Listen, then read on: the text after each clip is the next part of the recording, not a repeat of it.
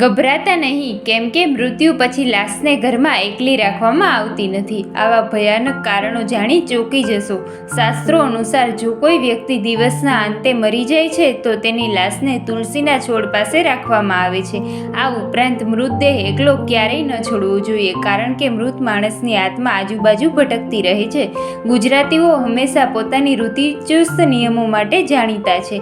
એટલું જ નહીં, કેટલીકવાર ખોટી માન્યતાઓ અને અંધશ્રદ્ધાઓ આવી ક્યાંક ને ક્યાંક આપણા વડવાઓ પાસેથી આપણને આ બધું વારસાગત મળ્યું છે. એટલું જ નહીં, હિન્દુ ધર્મમાં એવા ઘણા ગ્રંથો અને પુરાણો લખાયા છે જેમાં વિગતવાર માહિતી આપવામાં આવી છે. આવી જ એક માહિતી આજે અમે તમને જણાવવા જઈ રહ્યા છીએ. ગરુડ પુરાણમાં મૃત્યુ પછી શું કરવું, ક્યાં જાય છે આત્મા, એવી અનેક વિગતવાર માહિતી વર્ણવવામાં આવી છે. મૃત્યુ આપણા જીવનનું અટલ સત્ય છે, જેને કોઈ પણ વ્યક્તિ રોકી શકતો નથી. આ પૃથ્વી પર જે વ્યક્તિનો જન્મ થયો છે તેનું મૃત્યુ એકના એક દિવસ નિશ્ચિત છે.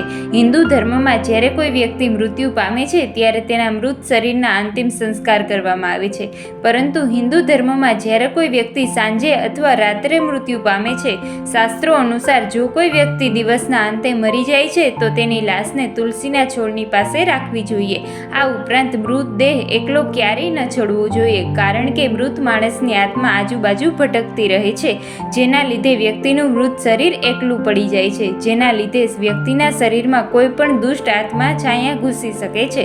તેથી જ મૃતદેહ રાત્રે એકલું રાખવામાં આવતું નથી. ત્યારે મૃત શરીરને ઘરે જ રાખવામાં આવે છે અને લાશની પરિવારના લોકો દ્વારા રક્ષા કરવામાં આવે છે. હવે કદાચ બધા જ વિચારતા હશે કે આવું કેમ કરવામાં આવે છે. જો તમારા મનમાં આ પ્રશ્ન આવે તો આજે અમે તમને તેની પાછળનું કારણ જણાવવા જઈ રહ્યા છીએ. હિન્દુ ધર્મમાં જ્યારે કોઈ વ્યક્તિ સાંજે અથવા રાત્રે મૃત્યુ પામે છે ત્યારે તેની લાશને આખી રાત ઘરે રાખવામાં આવે છે અને બીજા દિવસે તેની અંતિમ યાત્રા કાઢવામાં આવે છે, કારણ કે હિન્દુ ધર્મમાં સૂર્યાસ્ત પછી અંતિમ સંસ્કાર ક્યારેય કરવામાં આવતા નથી. આવી સ્થિતિમાં સાંજે અથવા રાત્રે શબને તુલસીના છોડની નજીક રાખવામાં આવે છે અને તેની રક્ષા કરવામાં આવે છે. આ સાથે કોઈ પ્રાણી શબને નુકસાન ન પહોંચાડે તેનું પણ ધ્યાન રાખવામાં આવે છે. તેથી જ પરિવારના લોકો મૃત શરીર પાસે બેસીને આખી રાત તેનું ધ્યાન રાખે છે. આ દરમિયાન મૃત શરીર પાસે અગરબત્તી પણ પ્રગટાવવામાં આવે છે, જેથી મૃત શરીરની કોઈ પણ અશુદ્ધ ગંધ ન આવે.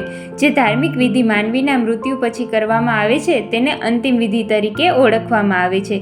ધાર્મિક માન્યતાઓ અનુસાર રાત્રે અંતિમ સંસ્કાર કરવામાં આવે તો આત્માને શાંતિ મળતી નથી. તેથી જ જો કોઈ રાત્રે મૃત્યુ પામે છે તો શબને લઈ જઈને સ્મશાન ગૃહમાં ક્યારેય ન જવું.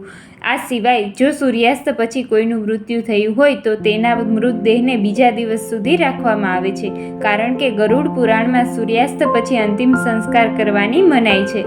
આ કારણે મૃતકની આત્મા અધોગતિ પામે છે અને અસુર, રાક્ષસ અને પિશાચ યોનિમાં જન્મ લે છે. એ ઉપરાંત મૃતદેહને એકલા મૂકવાથી મોટી પરેશાની પણ થઈ શકે છે. વાસ્તવમાં તમામ દુષ્ટ આત્માઓ રાત્રિ દરમિયાન ફરતી હોય છે. આવી સ્થિતિમાં તેઓ મૃતકના શરીરમાં પ્રવેશ કરી શકે છે અને પરિવારના સભ્યો માટે પણ મુશ્કેલી ઊભી કરી શકે છે. મૃત શરીરને એકલું ના રાખવું જોઈએ, કારણ કે મોત પછી મૃતકની આત્મા મૃત શરીરની આસપાસ જ રહે છે. તે શરીરમાં પાછા પ્રવેશવા માંગે છે, કારણ કે તેણીના શરીર સાથે તેનો લગાવ હોય છે અને પ્રિયજનોનો પ્રેમ તે આત્મા પર પ્રભુત્વ ધરાવે છે. આવી સ્થિતિમાં જ્યારે તે તેના લોકો મૃત શરીરને એકલા છોડીને જતા જુએ છે ત્યારે તે દુઃખી થાય છે. જો મૃત શરીરને એકલું છોડી દેવામાં આવે તો તેની આસપાસ કીડીઓ, અન્ય જીવજંતુઓ આવવાનો પણ ડર રહે છે. તેથી મૃતદેહની નજીક બેઠેલી વ્યક્તિની કાળજી લેવી ખૂબ જ જરૂરી છે. અમુક તાંત્રિક ક્રિયાઓ પણ રાત્રે જ કરવામાં આવે છે. આવી સ્થિતિમાં મૃતદેહને એકલા છોડી દેવાથી મૃત આત્મા મુશ્કેલીમાં મુકાઈ શકે છે. તેથી જ મૃતદેહની આસપાસ કોઈને કોઈ હોવું ખૂબ જ જરૂરી છે. જો કોઈ વ્યક્તિનું પંચક સમયગાળા દરમિયાન મોત થાય છે તો પંચક સમયગાળા દરમિયાન મૃતદેહને બાળી શકાય નહીં. મૃતદેહના અગ્નિ સંસ્કાર કરવા માટે વ્યક્તિએ પંચક સમય સમાપ્ત થવાની રાહ જોવી જોઈએ. ત્યાં સુધી ડેડ બોડીને ઘરમાં રાખવામાં આવે છે અને કોઈને ડેડ બોડીની પાસે રહેવું પડે આવે છે. ગરુડ પુરાણ અનુસાર જો પંચકના સમયગાળા દરમિયાન મોત થાય છે તો તેની સાથે પરિવારના 5 અન્ય લોકોનું પણ મૃત્યુ પામે છે.